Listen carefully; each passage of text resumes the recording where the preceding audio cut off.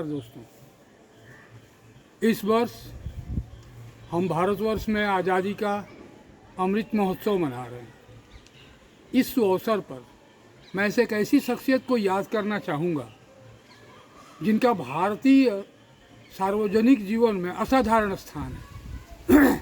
वो एक आम इंसान होते हुए भी महान थे। मैं चाहूँगा आज उन्हें याद करना। आपको याद होगा 1987 में हमारे फिल्मों के मशहूर कलाकार सुनील दत्त, जिनका मूल नाम बलराज दत्त था, उन्होंने मुंबई से पंजाब तक की 2500 किलोमीटर की पद यात्रा की थी 1987 में। ये एक विलक्षण क्षण था। मुझे आज भी याद आता है कि जब यात्रा के 63वें दिन 63rd डे सुबह जब सुनील दत्त सोकर उठे तो उन्हें मितली आ रही थी और उन्हें बुखार था, लेकिन मुंबई अभी भी 300 किलोमीटर दूर थी। उनके साथियों ने उन्हें कहा कि यात्रा आज स्थगित करके आराम कीजिए, मगर उन्होंने एक नहीं सुनी, क्योंकि 13 अप्रैल को बैसाखी थी और उनका कॉल था कि हमें बैसाखी के दिन अमृतसर के गुरुद्वारे में जाकर मत्था टेकना है। वो उसी हालत में चले। करनाल में जब उनका रक्त परीक्षण किया गया तो डॉक्टरों ने कहा उन्हें पीलिया है। तत्काल मुंबई खबर भेजी गई। उनका निजी डॉक्टर मिस्टर देसाई वहाँ पहुँचे और उन्होंने उन्हें कहा कि आप इस यात्रा को स्थगित कर दीजिए, मगर वो सुने नहीं और उन्होंने यात्रा जारी रखी। और अंत में 13 अप्रैल 1987 को अपने 80 साथियों के साथ वो 35,000 लोगों के भीड़ के बीच में अमृतसर में गुरुद्वारे में प्रवेश की उन्होंने, और उस पवित्रतम गुरुद्वारे में अरदास किया और मत्था टेका। इसके पृष्ठभूमि में क्या है? उन्होंने क्यों 2500 किलोमीटर की यात्रा की? उनका उद्देश्य क्या था? ये महत्वपूर्ण है। तत्कालीन पंजाब में रक्तपात हो रहा था, आतंकवादियों का तांडव चल रहा था। इससे वो काफ़ी व्यथित थे। लेकिन जब एक अपंग लड़की की हत्या आतंकवादियों ने कर ली तो उनके सब्र का बांध टूट गया। उन्होंने अपने साथियों से कहा कि हम मुंबई से निकलते हैं और अमृतसर के पवित्रतम गुरुद्वारे तक जाकर मत्था टेकते हैं और लोगों को बताते हैं कि भारत के सारे लोग आज भी एक हैं, अलग नहीं हैं। और इसी उद्देश्य से उन्होंने इस यात्रा का शुभारंभ किया। तब तत्कालीन मुंबई पुलिस के लोगों ने उन्हें कहा, अब अधिकारियों ने कहा कि ऐसा करके आप खुद आतंकवादियों का टारगेट बन जाएंगे, मगर उन्होंने इसके बावजूद भी बुलेट प्रूफ जैकेट तक पहनना स्वीकार नहीं किया और वो आगे चलते रहे और उन्होंने अपने लक्ष्य को पाया। इस बीच उन्होंने 500 जनसभाएं की। हर जगह उन्होंने ऐलान किया कि देखो भाई, हिंसा किसी भी समस्या का हल नहीं है। 70 फिल्मों में काम कर चुके थे वो। मुंबई के शेरिफ रहे, लोकसभा के लिए चुने गए। ये फिनिश प्रोडक्ट था उनकी चरम सीमा थी। मगर इसके पहले वो कितने संघर्ष किया था उन्होंने अपने जीवन में। उनकी पूरी जिंदगी त्रासदियों से भरी हुई थी। इसके बावजूद वो दूसरों के काम आना कभी बंद नहीं करते थे। कहते हैं पश्चिमी पंजाब में खुर्द इलाके में उनका जन्म हुआ था 6 जून 1929 को। 5 वर्ष की उम्र में उन्होंने पिता को खोया था। उनके पिता सेना में गैर सैनिक कर्मचारी थे। साधारण खेतीबाड़ी थी। पिता के निधन के बाद उनकी आदरणीय माँ ने, कुलवंती देवी ने उनका और उनके भाइयों का पालन पोषण किया, उन्हें बड़ा किया। 47 में जब बंटवारा हुआ तो उन्हें अपना सारा जायदाद छोड़कर हिंदुस्तान आना पड़ा। कहीं कहीं उन्होंने लिखा है, मैंने पढ़ा है उनकी लिखी हुई कुछ चीज़ें, कि अम्बाला में जब हम आ गए बंटवारे के बाद तो शरणार्थी शिविर की त्रासदी मुझे आज भी शालती है, क्योंकि उस शरणार्थी शिविर में कहीं अर्थी के सामने कुछ लोग रो रहे हैं और कई मीटर दूर में शादियां हो रही हैं। ये परिस्थिति थी।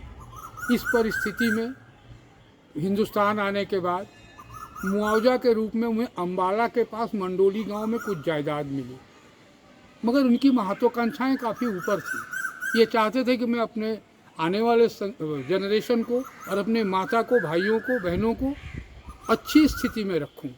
अतः 1949 में ये 2 पैजामा कुर्ता लेकर और 25 रुपया जेब में लेकर तत्कालीन बॉम्बे आ गए, आज का मुंबई।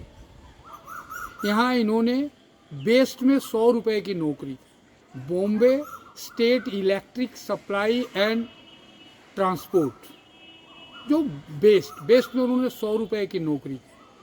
और उस नौकरी करने के बाद उन्होंने कॉलेज में पढ़ाई की। कॉलेज में पढ़ाई के दौरान ही उनकी आवाज़ से मोहित होकर कोई ब्रिटिश विज्ञापन कंपनी ने उन्हें सिनेमा के कलाकारों का इंटरव्यू लेने के लिए चुना और इसी वक्त इन पर राज खोसला की नज़र पड़ी। इसी वक्त किसी फिल्म निर्देशक की नज़र पड़ी, मैं गलत बोल गया, और उन्होंने इन्हें अपनी पहली फिल्म रेलवे प्लेटफॉर्म के लिए काम दिया। इसके बाद महबूब खान ने इन्हें मदर इंडिया में काम दिया। इसके बाद तो ये तरक्की करते गए, आगे बढ़ते गए। मदर इंडिया तो ऑस्कर के लिए भी नॉमिनेट हुई थी। और ठीक इसके 1 साल के बाद मदर इंडिया 1957 में रिलीज हुई और उसके 1 साल के बाद नरगिस के साथ इन्होंने विवाह किया। नरगिस ने अपना सिनेमा जीवन छोड़ दिया और पारिवारिक जीवन में आ गई। संसार आगे बढ़ता रहा। ये हमेशा दूसरों के काम आते रहे। कहीं कहीं उन्होंने कहा है कि भाई मैं अपनी विपत्तियों में भी दूसरों के काम इसलिए आ सकता हूँ कि मैं अपनी परिस्थितियों को यथास्थिति स्वीकार कर लेता हूँ। और कुछ दिनों के बाद इनका यथार्थ पिक्चर बनाने का काफ़ी शौक़ था। कुछ दिनों के बाद 69-70 के लगभग में इन्होंने एक सिनेमा बनाई यादें और रेशमा और शेरा, जिसमें नया प्रयोग किया गया था। तत्कालीन पत्रकार बीके करंजिया कहते हैं कि यादें और रेशमा और शेरा अपने समय से काफ़ी आगे की कहानी है। सिनेमा बॉक्स ऑफिस पर मार खा गई, काफ़ी पैसा लगा था इनका। 72 आते आते ये आर्थिक परेशानी में फंस गए। सिनेमा वाले और सिनेमा के जितने इनके अपने साथी इनसे दूरी बनाने लगे और छूत समझने लगे इनको। मगर राज खोसला साहब ने 1974 में इनकी मदद की और इन्होंने नहले पर दहला बनाई, तत्कालीन मसाला फिल्म, जो कि काफ़ी चली खिड़की पर। और इसके बाद 4-5 सालों में इन्होंने अपना कर्ज उतार दिया। लेकिन दुर्भाग्य इनका पीछा छोड़ता नहीं है। जब नरगिस राज्यसभा की सदस्य चुनी गई, वो विकलांग और मंदबुद्धि बच्चों के लिए काम करती थी। उन्हें राज्यसभा का सदस्य मनोनीत किया गया और उसी साल 1980 में अगस्त में वो जब बीमार हुई, डॉक्टरों ने उनको परीक्षण किया तो पता चला कि उन्हें पाचन ग्रंथि में कैंसर है। स्टोन के कैटरिंग न्यूयॉर्क के कैंसर रिसर्च सेंटर में सुनील दत्त जी ने उन्हें लेकर गए और वहाँ उनका इलाज करवाया। लेकिन 1981 में उनका निधन हो गया, टूट गए। अभिनेता सुनील दत्त टूट गए। इसके बाद अपने बच्चों के लिए उन्हें माँ और पिता की भूमिका निभानी थी। त्रासदी एक साथ आती है। तभी इनका बड़ा बेटा संजय नशीली दवाओं के चपेट पे आ गया। एक वक्त तो ऐसा था, वो कहते हैं कि एक वक्त तो ऐसा था कि मुझे लगता था कि मुझे मृत्यु स्वीकार कर लेनी चाहिए। मगर इन्हें अपनी माँ की याद आई कि मेरी माँ ने कितनी कठिन परिस्थितियों में संघर्ष करके हम लोगों को बड़ा किया है। बस वही ऊर्जा शक्ति लेकर इन्होंने कहा कि नहीं, मैं भी लड़ूंगा। और ये अपने बेटे को नशे से उबारने के लिए उसका के पास खड़े हुए, उसका सहयोग किया और लास्ट में अपने बेटे को वापस पाया। इनकी बेटी कहीं कही है, मैंने किसी इंटरव्यू में सुना था कि मैंने पिता को करीब से पाया उसी वक्त में, उसी त्रासदी के वक्त में। इसके बाद इन्होंने नरगिस दत्त मेमोरियल फाउंडेशन का गठन किया, जिसका हेडक्वार्टर न्यूयॉर्क में बनाया गया। और उस फाउंडेशन ने आज काफ़ी दिनों तक, और मुझे लगता है आज भी वो फाउंडेशन है और भारत में कैंसर के नए नए उपकरणों को और आधुनिक चिकित्सा पद्धति को भेजने में कई लाख डॉलर इस फाउंडेशन ने खर्च किया। और अंत में इसी फाउंडेशन के जरिए टाटा के कैंसर रिसर्च सेंटर मुंबई में जो है उसमें एक नरगिस दत्त गहन परिचर्या इकाई का गठन किया गया। उस समय के तत्कालीन निर्देशक Tata memorial cancer research centre के कहते थे कि सुनील दत्त जी बराबर हमारे वार्ड में आकर मरीजों से मिलते थे सशरीर। इसके बाद इन्होंने दर्द का रिश्ता बनाया और दर्द का रिश्ता जो पिक्चर थी इसमें उस कैंसर की त्रासदी को ही दिखाया गया और साथ ही साथ उसमें एक और चीज़ दिखाई गई है, मुझे आज याद आती है कि आज की परिस्थितियों में ये प्रासंगिक है।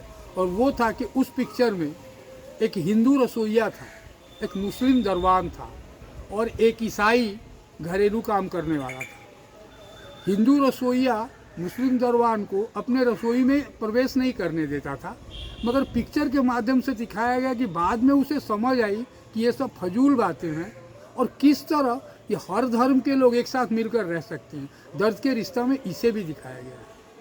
मेरे कहने का मतलब आज जो भारत की परिस्थिति है, इन विभूतियों की बातों को याद करके हम ये जो धार्मिक उन्माद, बड़े छोटों वाला उन्माद, पैसे की भूख, इन सब से निकल सकते हैं और एक ऐसा इंसान को याद करें हम जो दर्द में जीते हुए भी दूसरे के दर्दों को शेयर करता था। मैं सलाम करता हूँ आज वो हमारे बीच नहीं है, मैं उन्हें सलाम करता हूँ। मैं समझता हूँ कि इस आज़ादी के अमृत महोत्सव के वक्त में हमें उन्हें घर घर में याद करना चाहिए, घर घर में याद करना चाहिए। इन्हीं बातों के साथ आज विदा लेता हूँ। धन्यवाद।